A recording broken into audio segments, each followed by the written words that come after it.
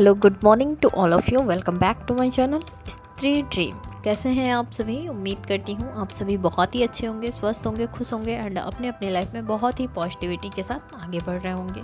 मैं भी ठीक हूँ और आज मेरे दिन की शुरुआत कह सकते हैं या फिर आज मेरी रात ही नहीं हुई थी। पता नहीं क्यों मुझे नींद ही नहीं आ रही थी। बहुत ट्राई किया, सो जाऊँ सो जाऊँ सो जाऊँ।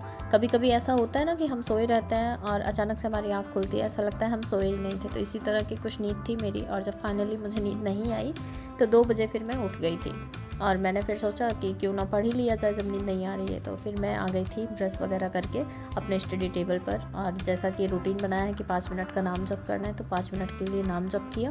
और कई सारे लोग पूछ रहे थे कि नाम जप में मैं किस भगवान का नाम जपती हूँ या फिर क्या करती हूँ। तो ये काउंटर आता है आपको मीशो पर या फिर फ्लिपकार्ट पर ईज़िली मिल जाएगा। आप काउंटर डालकर सर्च करेंगे तो ये आपने फ़ोटो देख लिया है, ये दिखेगा। आप लोग मतलब 105 रुपये में, मुझे लगता है 105 या 110 रुपये में मुझे 5 काउंटर मिल गए हैं। तो ऑनलाइन कर सकते हैं एंड जिस भी भगवान में आप लोगों की आस्था हो। ओम नमः शिवाय, फिलहाल प्रेमानंद जी कहते हैं कि ओम नमः शिवाय वैदिक मंत्र है तो इसका जाप नहीं करना चाहिए बिना गुरु मंत्र के। बट सांब सदा शिव या राधा राधा या राधे कृष्ण राधे श्याम, जो भी आपको समझ आए कोई भी नाम जप आप कर सकते हैं जिसमें भी आपकी आस्था हो, राम या फिर कुछ भी है, कुछ भी जो इसमें भी आपका मन लगता हो। तो मुझे भी मतलब मैं जो भी जपती हूँ कहते हैं कि बताना नहीं चाहिए और मैंने 2 दिन बस आप लोगों का भी इंटरेस्ट आए इसलिए दिखाया। अदरवाइज़ कितना नाम जप करते हैं वो भी नहीं दिखाना चाहिए। तो आगे से मैं नहीं दिखाऊंगी क्योंकि बता देते ना तो उसका फल हमें नहीं मिलता है। फ़िलहाल ऐसा मुझे देखकर आप लोगों को लगा नहीं होगा कि मैं सोकर उठी हूँ क्योंकि मुझे नींद आई ही नहीं थी तो मैं सोती क्या। फ़िलहाल फिर भी मैंने ब्रश वगैरह कर लिया था, पानी गर्म करके पी लिया और आज फिर से मैंने गलती से पानी गर्म करके कॉपर के ग्लास में डालकर पिया। बट आगे से मैं नहीं पीऊँगी क्योंकि नहीं पीना चाहिए, शायद से नहीं पीना चाहिए, मुझे आइडिया नहीं है। मैंने बस देखा था कि पानी मतलब उसमें रखते हैं और रखने के बाद उसी बर्तन में गर्म करना चाहिए और फिर पीना चाहिए। स्टील के बर्तन में गर्म करके नहीं पीना चाहिए। फ़िलहाल मुझे पता नहीं था बट आज मैं सर्च कर रही थी, जब किसी का कमेंट देखा था तो मुझे पता चला कि नहीं करना चाहिए। तो अब आगे से मैं नहीं करूँगी। और अब मैंने फिर आप लोगों को गूगल पर रियल टाइम सर्च करके दिखाया, 2:38 हो गए थे और मैंने अपना टाइमर भी चालू कर दिया था। और फिर अब मैं आज पढ़ूँगी हिस्ट्री।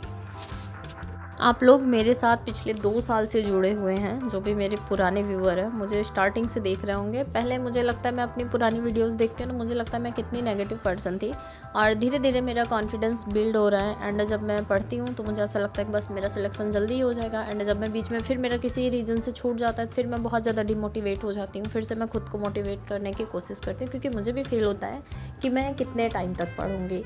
एंड मेरा एम ये था कि मैं UPPCS और RO का एग्ज़ाम दूँगी, जिसमें मेरा RO का एग्ज़ाम देखिए गड़बड़ हो गया है, आप सभी को मालूम है। रीज़न भी था और आज जो मैं नहीं सो पा रही थी उसका रीज़न भी वही था कि मेरे भाई की तबीयत ठीक है नहीं और ट्रांसप्लांट की मतलब इमीडिएटली ज़रूरत है। फ़िलहाल उनकी जो वाइफ़ की मदर हैं वो किडनी डोनेट करने के लिए रेडी हैं बट मेरे भाई लेने के लिए रेडी नहीं है क्योंकि सबके घर की फैमिली प्रॉब्लम्स होती हैं। तो उनको आगे का सोच के लग रहा है कि अगर वो मुझे दे देंगी तो इन केस उनके फैमिली में प्रॉब्लम्स क्रिएट हों जिसका रीज़न वो नहीं बनना चाहते। तो बहुत सारी ऐसी चीज़ें चलती रहती हैं। जब बात होता है ना तो स्ट्रेस बढ़ जाता है और मुझे भी बहुत ज़्यादा टेंशन होने लगती है क्योंकि डायलिसिस कराना, हफ्ते में 2 डायलिसिस हो रहा है और उसके बाद भी क्रेटनाइन कम नहीं होता तो बहुत ज़्यादा स्ट्रेस हो जाता है। मैं भी मतलब कभी कभी जैसे मैं डेली बात करती हूँ अपने भाई से, शाम के टाइम जब मैं फ्री हो जाती हूँ तो एक बार कॉल करती हूँ। तो जब बातें होती हैं तो बातें सारी होने लगती हैं तो फिर आप लोग शायद समझ सकते होंगे कि कितना मतलब बुरा फील होता है। फ़िलहाल फिर भी हम देख रहे हैं आगे क्या करना है। हम लोग चाहते हैं कि जैसे मेरे मदर हैं, मतलब मेरे मम्मी पापा का अगर डेथ सर्टिफिकेट बन जाता है तो हो सकता है कि हम लोगों को वहाँ जहाँ हॉस्पिटल अहमदाबाद वहाँ से किडनी मिल जाए। मतलब एक्सीडेंटल किडनीज़ वगैरह रहती हैं जो कि मिलती हैं पेशेंट को। तो अगर मतलब हम लोग वहाँ पर सारा प्रूफ देंगे तो वो भी अभी बनवाने के लिए हमें प्रॉब्लम फेस करना पड़ेगा क्योंकि पीछे का हमारा बैकग्राउंड बहुत ही अलग लेवल का रहा है। और मैं अभी यहाँ पर आप लोगों को क्या क्या बताऊँ। तो लाइफ मेरी ना बहुत ज़्यादा स्ट्रेसफुल हो रखी है। वैसे मेरे भाई की वाइफ भी अपनी किडनी डोनेट करने के लिए रेडी हैं और मैं भी रेडी हूँ। तो मेरा क्या है कि जैसे वहाँ पे जहाँ पे डोनेट करते हैं हॉस्पिटल में जहाँ लेते हैं तो वहाँ पे यहाँ से जैसे अगर दे रहे हैं, सिस्टर दे रही हैं तो उनको 2 बेबी होना चाहिए। अगर 2 बेबी नहीं है तो एफिडेविट वगैरह बनवाना पड़ता है एंड आगे चलकर मतलब प्रेगनेंसी के साथ चांसेस भी कम होते हैं। तो मतलब और भी सारी चीज़ें हैं और कहीं ना कहीं मेरी फैमिली भी शायद से अलाउ नहीं करेगी कि मैं डोनेट करूं, पर अगर ऐसे कोई क्रिटिकल कंडीशन आ जाती है तो शायद से मैं पीछे भी नहीं हटूंगी। फ़िलहाल अभी उनकी वाइफ का जो है तो वो उनके जैसे सार्वी से छोटे उनके 2 बच्चे हैं, और मेरे जैसे मम्मी पापा नहीं हैं, तो उनके सास ससुर नहीं हैं, तो भाई का ऑपरेशन ही हो जाएगा एंड वो भी दे देंगी, तो फिर मतलब सब कुछ मैनेज करना बहुत ही मुश्किल हो जाएगा। हमारी सिचुएशन ना वर्स से वर्स है।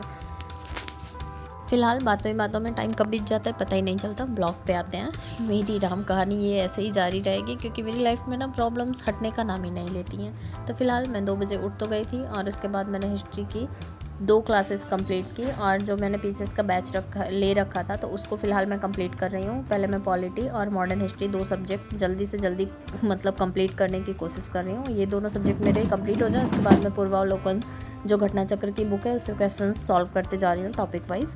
तो ये दोनों मेरा कंप्लीट हो जाएगा, एंड जब ये दोनों कंप्लीट हो जाएगा तो साथ में मतलब 2 सब्जेक्ट मैं फिर से लेकर स्टार्ट करूँगी। तो इसी तरह से मतलब 2 सब्जेक्ट का मैं प्रैक्टिस करूँगी और 2 सब्जेक्ट फिर पढ़ना स्टार्ट करूँगी। और अब अगले आरओ की वैकेंसी का वेट करेंगे या फिर बीओ की वैकेंसी का वेट करेंगे, एंड नेक्स्ट ईयर मेरा लास्ट होगा। ये मैंने फाइनल कर लिया है कि अगले साल मैं एग्ज़ाम दूंगी। अगर मेरा हो जाता है तो बहुत अच्छी बात है, मैं समझ लूँगी कि मेरी किस्मत में थी जॉब, और अगर मेरा नहीं होता है तो मैं फिर छोड़ दूँगी कि मेरी किस्मत में नहीं था, क्योंकि मैं सच में बहुत ज़्यादा मेहनत करती हूँ और चीज़ें इस तरह से हो जाती हैं फिर ऐसे छोड़ना पड़ जाता है। उसके बाद मैं बहुत ज़्यादा परेशान हो जाती हूँ। तो अभी अगर मैं फ़ाइनल डिसाइड कर लूँगी ना, शायद मैं उसी लेवल से मेहनत भी कर पाऊँगी, एंड जो भी मेरे आसपास के लोग हैं शायद वो भी मुझे थोड़ा सा सपोर्ट कर पाएंगे। फ़िलहाल मेरे हस्बैंड मुझे बहुत ज़्यादा सपोर्ट करते हैं। वो कहते हैं पढ़ो, तुम्हारा पढ़ने में ही मन लगता है, हमेशा से तुम्हारा पढ़ने का ही सपना रहा हो, तुम जब तक पढ़ना चाहो पढ़ सकती हो। कोई मतलब उनकी तरफ से मुझे प्रेशर नहीं होता है। वो मतलब मैं 1 साल बोली थी तो वो 2-3 साल बोलते हैं, बट मुझे खुद से अच्छा नहीं लगता है।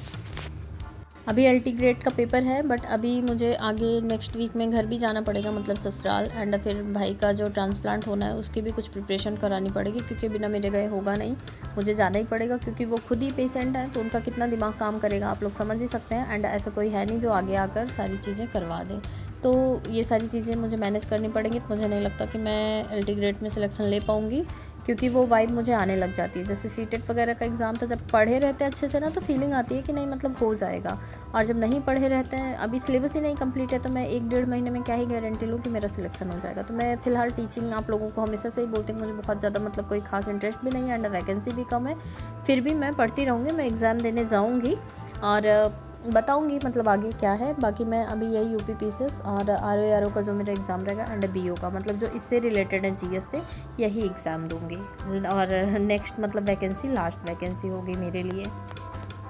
फ़िलहाल सुबह में अच्छी खासी मतलब 2.5 घंटे से ज़्यादा की पढ़ाई हो गई थी, बट जब मैं टाइमर बंद कर रही थी तो गलती से वो फिर से टच हो गया और टाइमर रीसेट हो गया, तो मैं आप लोगों को दिखा नहीं पाई। और मैं फिर उठ के सावी का टिफ़िन वगैरह तैयार की। वैसे मुझे बहुत तेज़ से नींद आ रही थी सुबह के टाइम, बट मुझे लगा कि अगर मैं सो जाऊँगी तो फिर वही उठूँगी 6:30 तक, फिर जल्दी जल्दी करो, और डेली सावी को 10 मिनट लेट हो जाता है, तो इसलिए मैं फिर बनाई और सार्वी को रेडी किया, जगाया, खिलाया पिलाया, मतलब जो भी उनका काम था वो सब कंप्लीट किया और ले गई उनको स्कूल छोड़ के आई। और खुद आने के बाद मेरा सर इतना ज़्यादा दर्द हो रहा था, क्योंकि रात में मैं सोई नहीं थी। बट फिर मैंने सोचा कि अभी जो मेरा कॉमर्स का पढ़ना है इसका मैं पीडीएफ निकलवाने वाली थी, बट अब जब मुझे लग रहा है कि मेरा होगा नहीं, तो मुझे लगता है फालतू में इसमें पैसे क्यों डाल दें, मैं नोट्स बनाती चलूँगी, तो मुझे भी ऐसे कुछ गेन होता रहेगा। तो मैं एग्ज़ाम जब दूँगी तो मुझे भी कुछ ना कुछ बेनिफिट मिल जाएगा, एंड जो मैं नोट्स प्रिपेयर करूँगी यही आप लोगों के साथ भी शेयर करती रहूँगी। यहाँ पर लगभग 1.25-2 घंटे की पढ़ाई मैंने और भी कर ली थी, तो आज 5 घंटे से मेरी ज़्यादा की ही पढ़ाई हो गई थी इतनी ही देर में। और उसके बाद फिर मम्मी का 20 दिन बाद डॉक्टर ने बोला था फिर से चेकअप करा लेना, तो मैंने घर पे ही मतलब लाल पैथ से बुक कर दिया, तो वो आकर ब्लड ले गए थे। फिर मैं सार्वी को लेने चली गई थी, और फिर मतलब आज का दिन मेरा कुछ ऐसा ही था। और कल फिर मिलती हूँ एक नए वीडियो ब्लॉग के साथ, कुछ नई बातों के साथ। तब तक के लिए बाय बाय।